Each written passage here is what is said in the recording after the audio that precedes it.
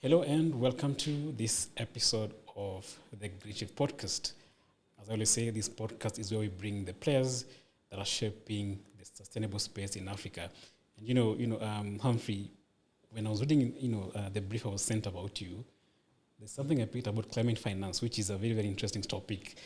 But I love writing about myself. In fact, in-house, just a couple of years ago, we started a new arm of the business. So our company is called Tech Trends Media, and what we do at Tech Trends is we track and report on the intersection between tech and sustainability. So we have the tech platform that specifically covers tech, and we have a site called Eco News, which is now part of the GreenShift podcast that covers stories on sustainability. And we also have a magazine called the GreenShift that covers players like you as well. In fact, towards the end of this year in October, we have a gathering which we host every year that brings together players in that space. In a half-day forum, just talk about what they're building, from green financing, ESG, renewable energy, things of those topics that you can think about. So when I was reading your brief, I was like, okay, this is a very good guest to have, on the podcast. In fact, I was just telling, Sharon that maybe you should be part of our conversation in October. But of course, that's we'll talk, later. So, but welcome to the podcast, Humphrey. So maybe just start by introducing yourself and what you do. So thank you so much, Nick, and the bigger team that probably is behind the cameras. This is such a wonderful space because the African populace largely lacks on data, information, and just knowing what to do next. And we've rarely had spaces like this, the wonderful work that you're doing here informing the public on sustainability, the creative economy, ESG, and all that. So these are space, if you go to our universities, our institutions, that's rarely taught. Yeah. So you'll not get a university course that teaches somebody on sustainability. Yes, yeah. Yeah, so such spaces are not only, I will say, it's not only just a business, but it's a platform to show that impact is attainable, impact is reachable, and the sustainable space of our economy is alive and active. Yeah, so I'm really grateful for the great work you're doing. And just to bring it to my introduction, Humphrey, as you've been told, my background is engineering, and that has transitioned into many roles across the continent and across the world. And I'm happy to be part of the people who are shaping the African story around sustainability, new energies and renewables and alternative infrastructure in powering up our economy. Before I got into this conversation, about from 2 to 3 p.m. this afternoon, I've been on another conversation with Tanzania Association of Electric Mobility, together with Sustainable Energy for All, and kudos a gentleman known as Pavel, who is from SE for All, and they're doing such a great and tremendous work there. So similar to what they're doing is what you're doing for this country, Kenya. So thank you so much, and a pleasure to be on this show, and looking forward to inform the public more on what you're doing. All right, thank you, Humphrey. So let me just start from where you've started. So you've built your career across engineering, right? And of course, so there's engineering, energy infrastructure, and now climate finance. Yes. What inspired that transition, and how just does your engineering background just shape the way you approach, investment decisions, currently? Yeah, so at the end of the day, if you sit across any table with an investor, a financier, they will want to know how much of an investment is required and how long it will take for the investment to turn around. Most people refer to it as return on investment, others call it payout time, others call it IRR, so many other terms. So at the end of the day, it's a money conversation that you'll be having, Nick. So with all my engineering understanding that I bring to the table, I must convert it into something that is able to add value to the society and be able to make sense to the investors. So that's how engineering quickly transitions to not only just how better you can draw, how better you can construct an infrastructure like what we are sitting in at the moment, but you should also look at the money that is put in vis-a-vis how much impact is costing out there vis-a-vis how long it will take to return. And then now that translates into a conversation around finance. And in the space that I sit, which is largely on sustainable and green energy, most of it pivots to climate finance. So that's how the intersection between engineering, renewable energy infrastructure, and climate finance works. So you cannot work without separating the other. And for those of us who are in the engineering world, we normally talk of a triangle, and at the tip of the triangle is there's timelines on any project. There's timelines, there's scope, and there is cost. So it's a triangle that sits like that.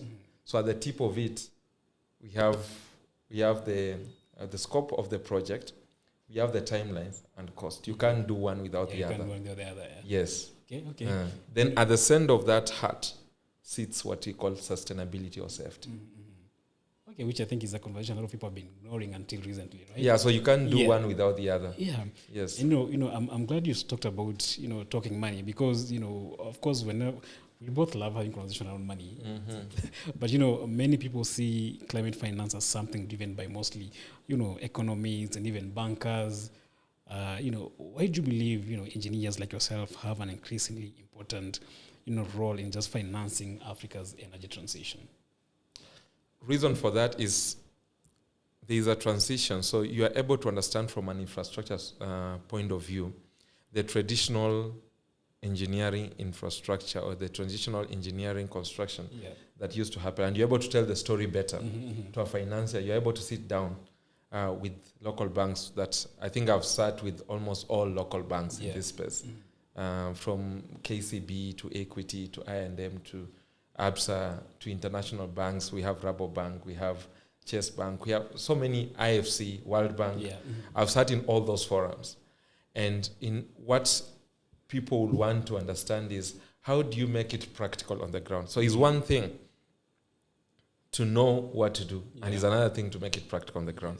So I sit in forums where you have our international friends who are coming from either the Asian countries, the West, Europe, from Europe and from the Americas. When they land into the continent, so to them, they look at being able to answer an impact and political risk situation. And you can tick those two boxes. But at the ground, as we say in our local lingo here, kwa ground vitu ni different. So you come with a very fantastic story to tell to the African market. But when it hits the ground, it dies. We've talked of, we've had so many companies that have closed. Within maybe first 5 years of them launching their foot or launching their businesses in Africa. There are so many examples. You can go online. Last year alone, we had about 24 companies. That's a big number. And these are 24 companies of a net return of more than probably $50 million US. So these are not small companies. They have worked elsewhere, but when it comes here, they can't just work because the papers and PowerPoint presentations will tell you one thing. But when you go to the ground, the conversation is totally different.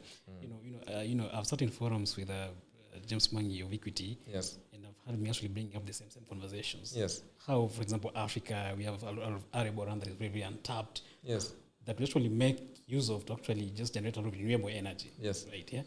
So it's just on that, we've seen climate financing now becoming one of the fastest growing sectors globally. What does your role in your capacity just involve, and why is it becoming increasingly important for Africa? So probably I'll start with my role in this space that we are talking about. So I sit at the heart of being in a position to roll out clean energy and renewable energy infrastructure. My background has largely been in the oil and gas industry. That's been my bread and butter. Like I know it's from like the back of my hand. But then it comes in this other bit of, now how do you transition your traditional fuel stations, the Totals, the Shells, the Rubies of this world, the Pumas of other countries in Africa. How do you transition them to something that is practical on the ground? Yeah. So that means that as Humphrey, I should be able to join the dots Yes. from the old traditional way of thinking about what energy is. Probably, Nick, you think of energy as either going to fuel your car, Yes. your grandmother fetching fuel in firewood in the village, to somebody else probably bringing diesel for your generator somewhere. So the conversation has shifted, and us as engineers, where I sit, we must join the dots together and be able to answer the difficult question of energy solutions in Africa. So I sit in the heart of infrastructure rollout, climate finance, and connecting the dots to the needs in various African countries. And probably I'll give you a story. You just talked of what James Mwangi was mentioning. Somewhere, must have been on Tuesday of this week, about 2-3 days ago, I had the opportunity to sit with the Ethiopian ambassador in this country, and he was telling the story of how Ethiopia is quickly transitioning into this clean energy, renewable energy, and sustainable space. And it's such an interesting story, but it takes a lot of, I'll say, boldness. So what did they do? 2024, they had a total ban of any petrol or diesel car into the country. For those of us who grew up in the era of Matiang'i when he was the education minister, for those friends of us in other African countries, Matiang'i used to be the education cabinet secretary or minister, if you like it. And he came up with very stringent policies. They were harsh, but they've really helped. So that's what Ethiopia did. So a total ban on ICE imports. ICE is internal combustion engine vehicles. So what did that do? It spiraled the electric mobility adoption in Ethiopia right now, as we are speaking, to more than 200,000 cars. That is 10 times what's in Kenya. And what else have they done? They have liberalized the economy. Their population is almost 3 times what we have in Kenya. So they have a population of 135 million. And it's projected to be, I think that if they count the numbers right, probably it could be 138 million. Kenya, we have a population of about 58 million. Tanzania, down south, we have a population of 76 million people. So if you look at just the East African basket, it's already such a big number of people that can be adopted. And our challenges are more or less the same. So a lot of arable land where you can do nature-based, climate-related investments, and a lot of sun. You have so much sun. I may talk like the president of the US. Our sun is so big. It's so big. We can invest it in so bigly that you can't imagine. So 70% of Kenya is literally arid or semi-arid. So that means 70% of this mass land that we have in Kenya can harvest a lot of renewable energy from solar. And we've seen a lot of investments from so many players in the country. I think some names just leading that. We've seen D-Light from Total. We've seen Sun King.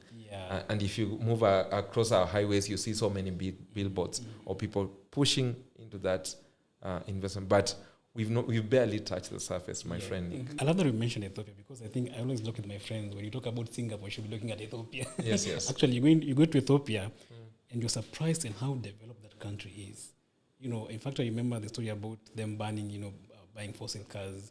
When we first wrote about it, and now we went to look for facts, for updates, I mean, there was a massive change. The number had grown to even, like, okay, this is where we need to go, maybe as Africa in general, as a continent, right? And maybe just, cycling back to now financing, Africa's energy transition. In fact, we have a podcast with Dr. James Mwangi around, in fact, the title is Financing Africa's Energy Transition. And it's a very interesting conversation about, arable land and how as Africa we can take advantage of that. We have so much sun, big sun, as you mentioned. And maybe, as we know, Africa contributes less than 4% of global greenhouse gas emissions. That's the numbers, it's a real number that we get to cover here. But again, yet we face some of the world's highest climate risks. Is enough climate finance reaching the continent? The answer is no on 2 fronts. So such platforms to tell people where to go to are really very few. And I hope that this podcast will hit 1 million views. You're praying for that. For the reason being that, as I told you, it's a niche, it's kind of a secluded society, or just a minority few who get to understand what climate finance is all about. And the story or the conversation around climate finance, I think it actively started around 2022, where banks were put together, brought together through the Central Bank of Kenya to be able to push companies towards sustainable company practices. And right now, if you go to any big financial organization, you've mentioned Equity, part of the items that they look at when you're being financed or seeking for resources, financial resources, they look at your sustainability score. And that gives you such a high mark in terms of your credit scoring to access better financing, better terms, better credits, and all that. And maybe just to help further this knowledge to people who could be listening to this podcast is that there are many financial institutions who are willing to finance the climate initiatives across Africa. As you've talked of, it's a small percentage of about 4% that Africa contributes to the greenhouse emission reduction. As in our space, we call it GHG space. And on the flip side, there are companies in the West who are polluting a lot, that are looking to net their emissions. So many companies are pushing to go to net zero. And that means that they've put aside monies to go to any company across the world, whether you're in Africa, Asia, or Oceania, wherever you are, to be able to flip that particular scale. But then how we present our story as Africans needs to really evolve. So when I walk across the market, when I go across the street, I'll find so many people that have beautiful stories, but how to tell them just is misses or it's not there. So you find a nature-based or arable land agricultural story that's having a lot of impact. A gentleman is planting cashew nuts, planting trees, planting whatever, some indigenous tree in such a large scale, but they don't know how to connect whatever they are doing, put it in a language where financiers can access. So you find that people knock on doors, but you don't have data that's been put in a way that can be consumed by the financiers. Actually, I've just hit the right word there. Data that can be put into a consumable state by the financiers. So I sit in those sessions and you are asked for how long have you been having, or rather been impacting society? And you find that the gentleman or this lady has to think of an answer there and then. So they've not been recording nothing that they've been doing for the last 10 years. So with that, you can only be financed for what has been recorded. Otherwise, it will be stories. So I come and Nick has been planting tea in the village and a certain indigenous tree for the last 7 years. But if you ask him how many trees are there, it's like, I need to go back and count. And you ask him another question. So how many rivers feed into that? How many people go to fetch from that river? I have to go and confirm from my local sub-chief or whatever. Chief. How many households are there? So we just don't know how to collect data. It's such a big gap that I'm challenging all of us. My background is engineering, but we have data analysts from across Africa, from across our country here in Kenya, who can help us package this data and present it in a story that can be understood by the financiers. Then after you've told the story, somebody asks you a simple question like, so what's your forecast in the next 5 years? Like, how many households will be impacted by this beautiful story that you're telling us? And you have to think on the spot. Most of them really struggle to explain that. Exactly. So you get where I'm coming from. So so that impacts in terms of how much finance or how much money we can collect as Africans, as East Africans, as Kenyans, as Nairobians, as a family seated somewhere in Karioko, to be able to transition from their dirty fuel cooking to clean energy cooking. So somebody has been using firewood for the last probably 8 years, from 1992 to 2000.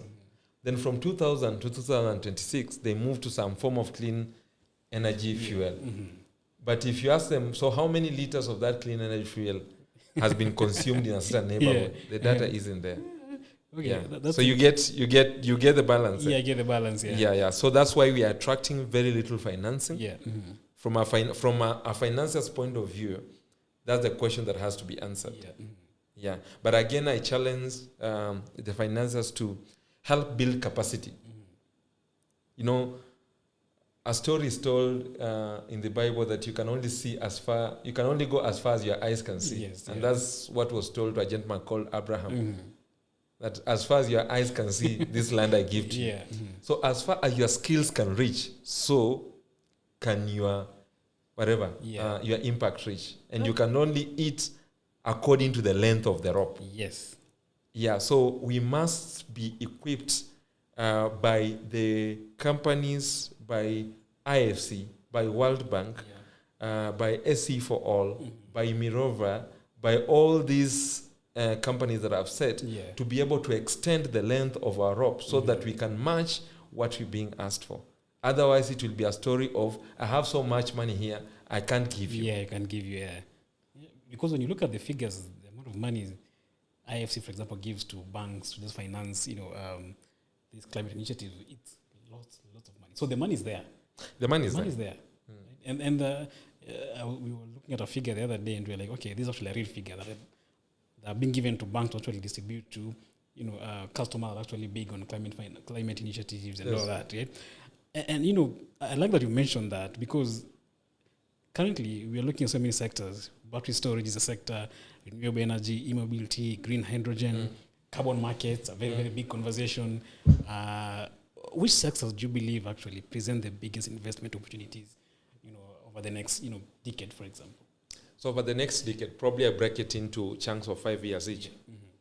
So the immediate need that's there is movement in Africa. So mobility. You can't get your cash crop to the market as fast as you can. Our road infrastructure is not as good. So that means that you need mobility that can help you access the hinterland, can help you access whatever. I was almost calling the name of your village, but memory fails me. Yes. My village is... I come from a village called Mukunge, in a place in Lugari, that's in Kakamega County. Yes. Yeah, so you can think of probably what is farmed there, probably maize. Maize, yes. And you need to get this maize to an aggregator who will sell that to probably cereals, some national cereals board. Then the roads to get to the cereals board or the aggregator are so tricky that you need a form, either be it a bike, or a tractor, be it a tractor, be it. So the question that we answer right now is mobility. So that's the area to invest in. Then the other area to invest in is electricity, in the sense of battery energy storage systems. So back then, probably when you call home, or when you call that particular village, the challenge, there's a problem of network coverage. You barely can hear somebody. And that's why they will want to have or hear conversations such as this, and probably next time we do it in Swahili. They'll want to hear conversations such as this, but it just can't get to them because they don't have energy. So in the form of solar or some battery energy storage system. Some beautiful story that has been done by a company called PowerHive. And I know PowerHive. Yes. So PowerHive, the other day, I was part of the team that helped them with the merger with one of the leading bike companies called Kibo Africa, that is being used in the agricultural space by extension officers from Kenya Power, the Yeah. posters and all that, replacing the Yamahas and the Suzukis of this world. And Kibo is locally assembled. Yeah, locally assembled up to about 38% local content. So that means that it really empowers and is able to reach out and provide jobs to the local economy. So if you're able to invest into the e-mobility sector and the energy sector, it's such a sweet spot to start. Back to Power Hive. In Kisii and Migori, they have set up what I may call, for lack of a better word, let me call them renewable energy villages. Yeah. So you get a quarter piece of a land or an acre of a land. You set there battery energy storage systems. Then you create transmission lines to power a village that probably our Kenya Power will not reach there as fast. Yes, then you get into agreements, of course, with Kenya Power or whichever government agency it is, whether EPRA, Kenya Power, Ketraco, or whoever, and you're able to power up a village. If you have excess power like what they do, you feed it back. Yes, you feed back to the national grid. Then we do away with these issues of power cuts and all that. Yeah, so if you are able to invest in electric mobility, in terms of cheaper access to motorbikes, tuk-tuks, those are the two-wheelers and the three-wheelers. Beautiful story down in the coast, again, I've just remembered what's happening in Cliffy County. So the disabled are not tapping into this space as much. And what Kibo has done there is has provided three-wheelers that can be used by the people who are able differently. So the solution is there, but then you have to look at the opportunity and be able to invest into it. So for the immediate term, and by immediate term I mean 2 to 5 years, it's battery energy storage systems in terms of hinterland energy access and electric mobility. Then in the long run, between 5 years to 10 years, is about now sustainable agriculture.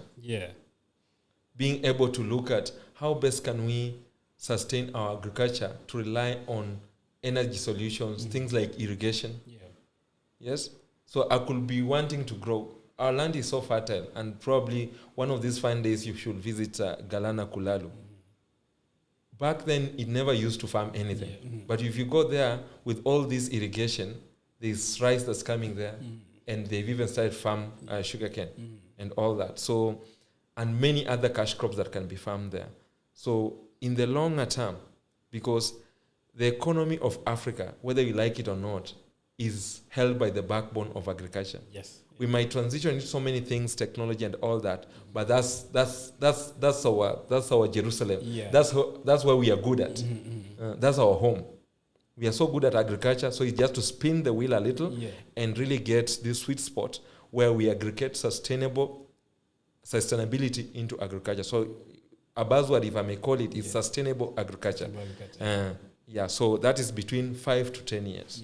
Yes. You know, it's interesting you mentioned that because earlier today I was just talking to my mom. I come from Kitale and we farm a lot actually. We grow a lot of maize. Good. And she was complaining how the rains have not come. Mahindi imemea vizuri, then the rains have delayed. Now the maize is drying in the farm. But it was at that point where like, okay, it's actually almost harvesting time. Again, because of climate change issues. The rains have delayed. That's when you think about irrigation now. Or sustainable agriculture, as you mentioned. So look at the story of your mom. So back then it used to be so predictable. I'm not as old, so by back then probably I'm referring to 10 years ago. So we used to know that in April it will be the heavy rain season. Heavy rains, But when Nairobi last flooded, it wasn't in April. It was a totally different month. So the rains are becoming unpredictable, and we can't rely on former agricultural patterns that I'll farm in April, harvest in August. So that means that you have to do what? To probably come up with rainwater harvesting that still falls under sustainable agriculture. Then after you've harvested this water, be able to pump it using your solar powered pump.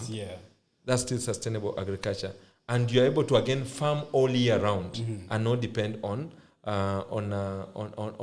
the rains. A good example of Israel. Israel is 100% arid.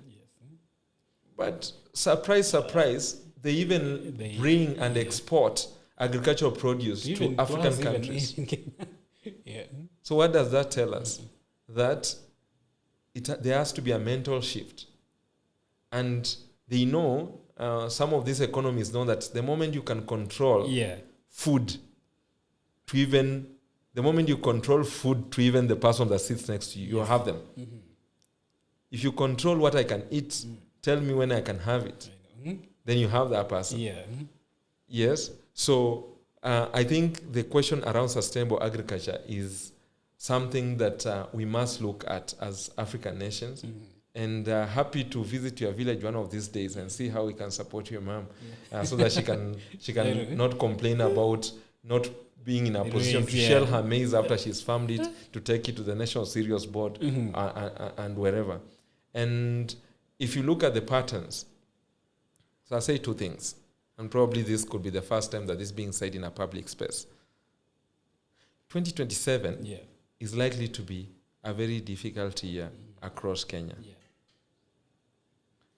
Now, following the weather patterns across Africa, we are likely to have a very distorted rainfall season next year. So that means there'll be hunger. Yes, yeah. And probably the politicians will be happy because they're able to control the masses. Oh, yeah. When you're able to control what I eat, you're able to have me. Yeah. So it will be a year where we'll struggle to feed the nation. It might not be real right now as we look at it, but I do some reading, and the more we can store as early as now, the better for Kenya. Yeah. And back to the companies that fund sustainable energy practices, the government has set in place policies as well, together with other institutions across the world. So there's a regulation called EUDR, European Union Deforestation Regulation. Yeah. Then there's another one called ISSB, which is just an international sustainable closure mechanism. Then there's a final one that has been set, I'm forgetting the name, that has been set by the Americas and all the companies or all the nations that sit in COP. Yeah. That is, we've heard of COP 32 and all that. That will affect how we farm and what is required of companies that especially participate in steel production, cement production, and agricultural farming. So there are regulations that we must meet, one, by end of this year. And I think the extension has been stretched all the way to June of 2020, 2027. So whether we like it or not, the sustainable discussion or conversation is here with us. Yes. If you don't board early, the regulation will force you to.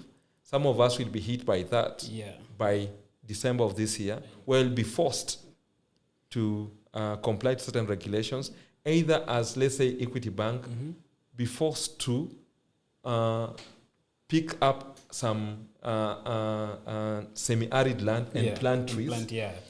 Or if we are exporting, if you are cutting down tea plantation, if you cut down one tea plantation, you are asked to plant maybe 4 other equivalent trees. So it's not here yet, but it's coming. It's happening. So the sustainable conversation is real, and you better start getting the finances for that. Yeah, like even look at what is happening even in Kenya, just to bring it home. Yes. The January deadline where the reporting, what is it called? That is supposed to happen by January. Is it January next year? Yes. Yeah. It's the same that I'm talking about. Yeah. Yes. So look at that. So, I mean, we can't run away from that. Yeah, so we can't run away from that.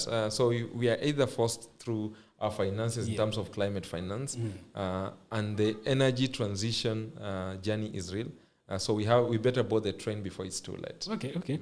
Let's talk about now just making this, climate projects bankable. Yes. We always say a good idea doesn't automatically become an investable project, right? What makes an energy transition project bankable? So bankability of projects is something that, let's say, you first of all have to look internally and be able to do a proper gap analysis. So gap analysis between what the financing institution wants and where you are at. Yeah.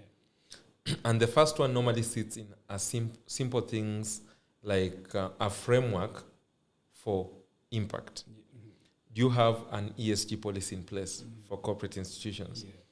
And for my villager farmer who has about 1,000 acres, have you been collecting data in a proper way? And if you are planning on planting trees or this particular, let's say, green new crop in the market, do you have the numbers right? Yeah. So you have to first of all get your numbers right and have the proper policies in place.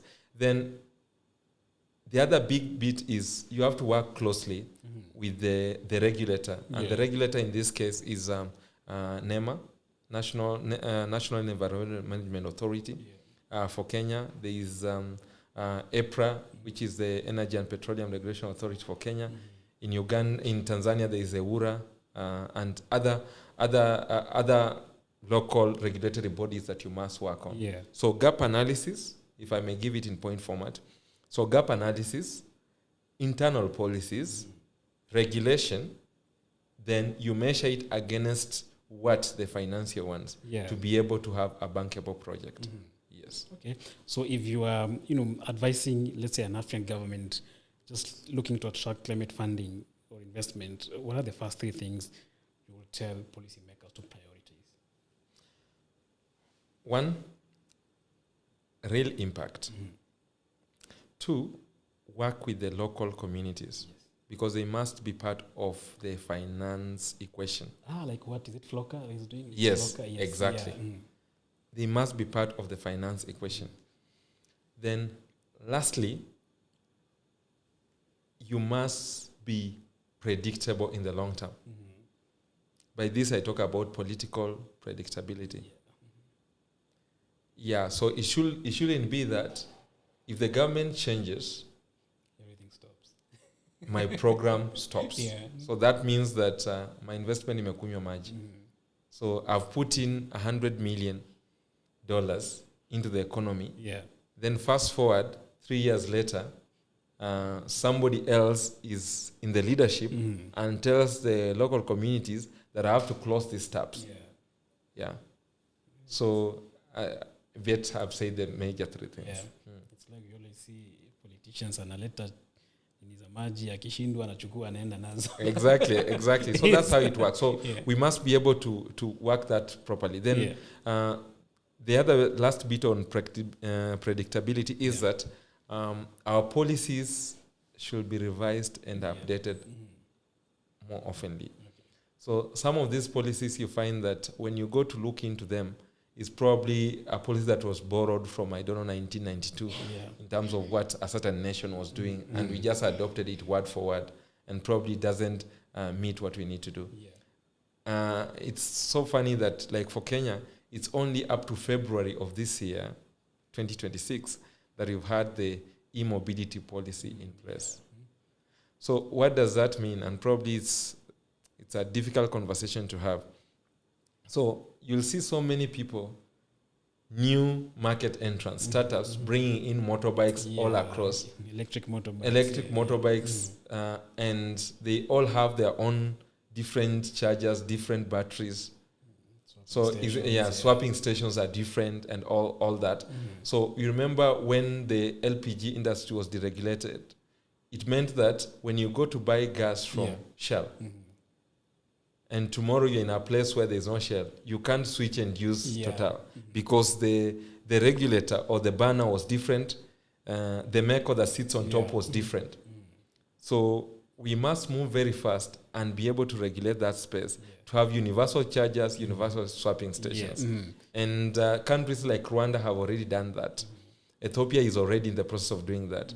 For Kenya, we are waiting for the monsoon or the wind to blow from I don't know which direction to do that. Interestingly, when you board an electric motorbike, that's one thing they always tell you, like, siwezi enda kwa Spiro niko na Rome, I can't go from Exactly. So those challenges are things that we must address. And the company that I'm helping to do that, being Kibo, is we are trying to bring into the market universal chargers. There are other companies that have also trying to do that. I think Sun Mobility is launching theirs in August. Yes, in August, in terms of a universal swapping station and charging infrastructure. So that we don't become inhibitants to our own development. Because the challenge that you'll find in the next 2 years is finding batteries being dumped across the road, because this battery has run out, this gentleman can't swap it. Yeah. So where do you take it? And organizations like IPRO is Extended Producer Responsibility Organization that takes care of end of life cycle use of electric or electronics. Yeah, they must like put into place policies and regulations and be able to enforce, so that we don't find ourselves in situations where bikes and batteries are being dumped across the place because we can't find use for them. Yes, because because the battery is the bike. Yes. Without the battery, which is actually the most expensive component, yes, they can't even use that bike. Yeah, and my tab is away. But yesterday, the president launched. It must be the president. Yeah, I saw a circular moving around circular economy. Yeah. Let me call it circular economy, in the sense that you should be able, as a company, whether you are a startup or a company in operation, to be able to take care of all your electronics for the entire of their life cycle. Yeah, so that's something that's going to hit us hard. In my own prediction, in the next about 1 year, 2 years, you're gonna see a lot of noise, electric bikes, batteries being dumped all across, because guys can't dump them. There'll be a lot of frustration. Yeah, so the government must clamp and really regulate that space and give us a framework, or tell us that when you're bringing in an electric bike, these are the specs it should have. This is the type of battery it should have. Just like globally, I think they're regulating the type of phone chargers that people should use, so that I don't come up with a new phone with a crazy 4-pin that you have to use to charge it. Yes. Interesting. No, let's talk about, I think, carbon markets, which I think is a conversation that when I when I talk to people about, people are like, what are you talking to us about? Of course, we've had a lot of conversations around carbon markets. And that sector has faced a lot of growing scrutiny over questions of credibility and transparency. Yes. Especially after what happened to that, I forgot the name of that huge company that closed down the other day.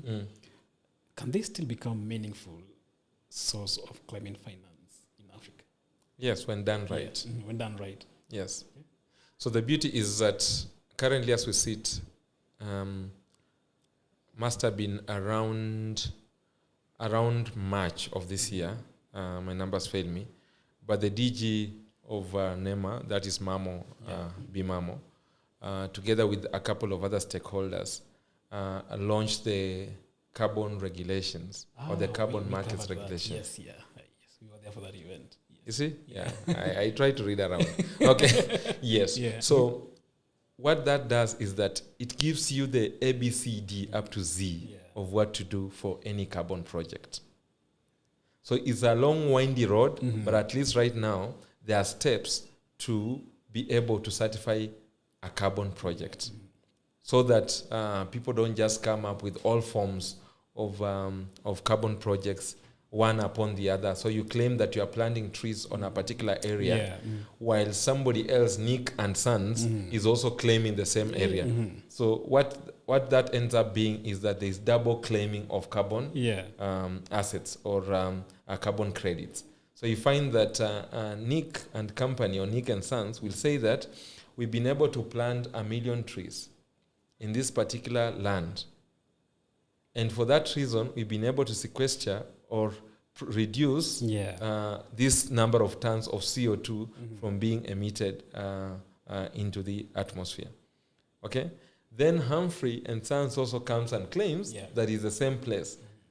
But back then, there wasn't a way to be able to check that. But the beauty is that right now we have a national carbon registry. So you are able to map out and see if there is any overlap of carbon projects. So that's the problem that used to be there before. So you go to claim, then at the payout time, you find that whatever that you are claiming has been claimed by somebody else, and it brings about now an integrity issue of your carbon credits. And for that reason, I think that's why we've had situations where some companies have had difficulties in that space. But I will say that the beauty is we now have a regulation in place. And it's for anybody who wants to start a carbon project. It's so easy for them to just follow from one step to the other to be able to actualize it. Okay. And if they do it right, then they are able to benefit not only just themselves, but also the communities. Because as I told you, there is a percentage that must go to the local communities. Yes. They must be part and parcel of this algebraic equation. Because that's where the impact is most felt, actually. Yes, exactly.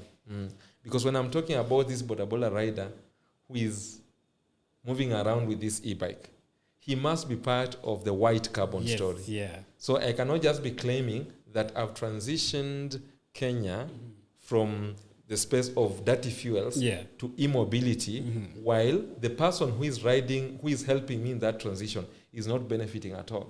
So we must start the conversation of renewable energy tokens that they'll be receiving, etc., etc. Oh, interesting. Let's, as we almost wind up, talk about now the energy transition.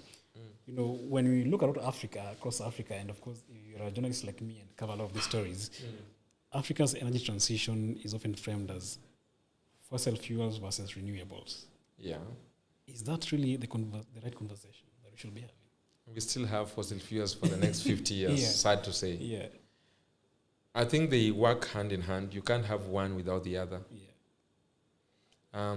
The companies that still give us electricity using heavy fuel oil.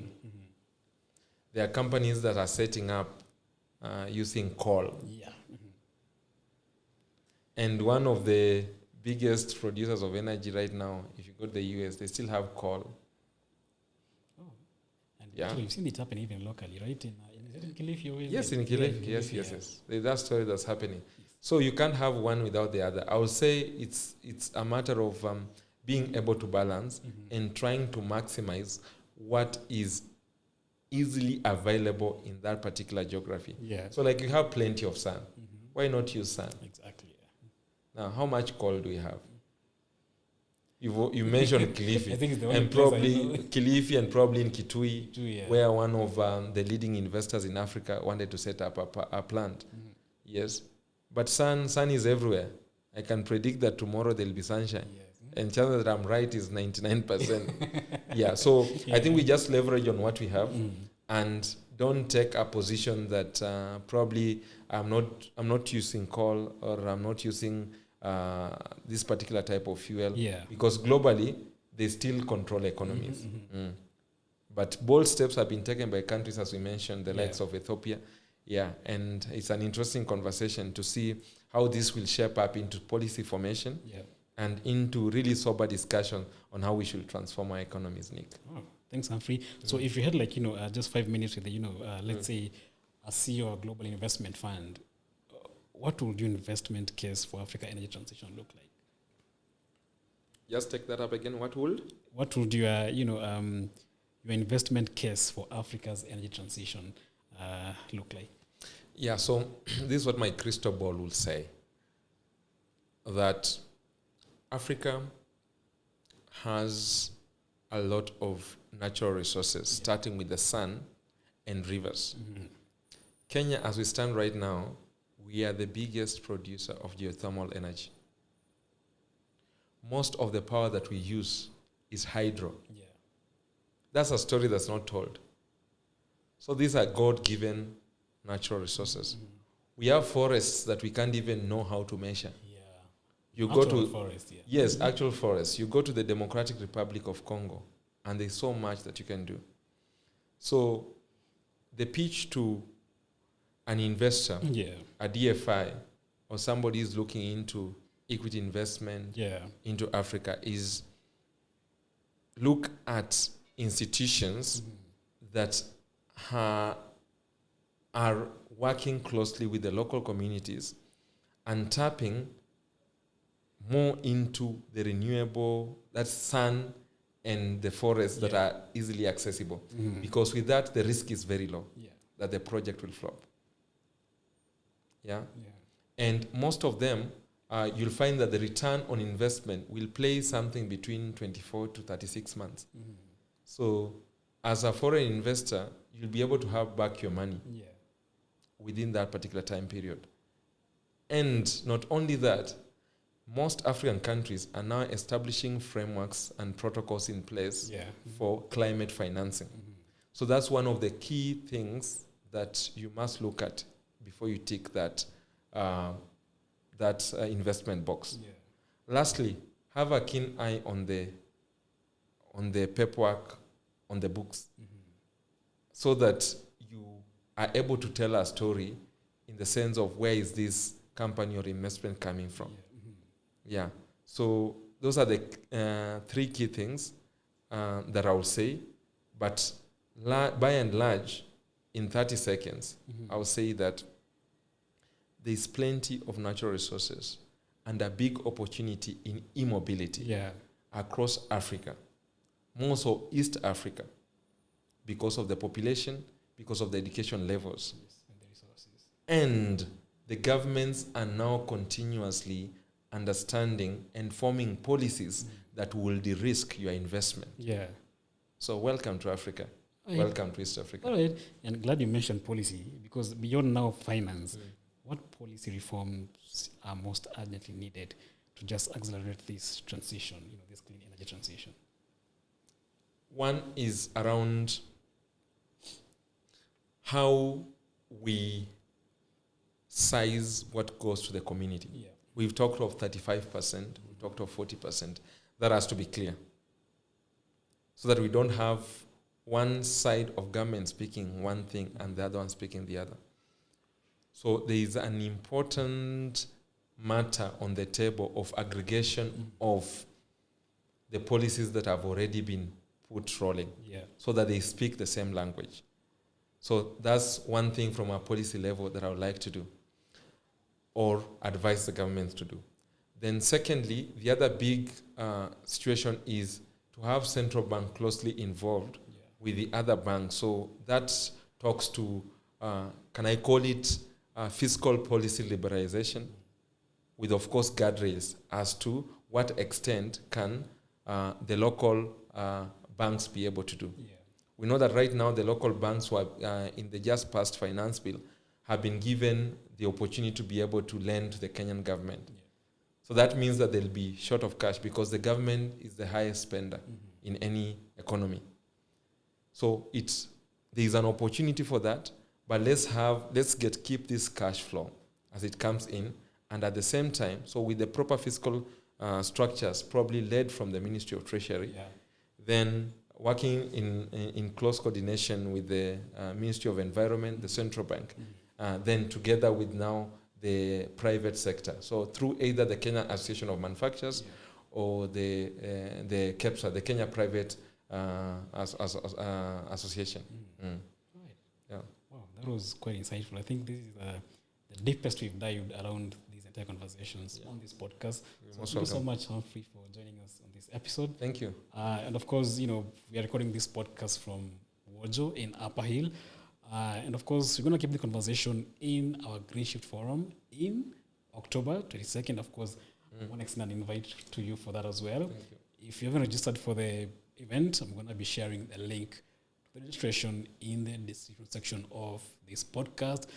Again, thank you so much for watching and listening on this episode of the GreenShift podcast.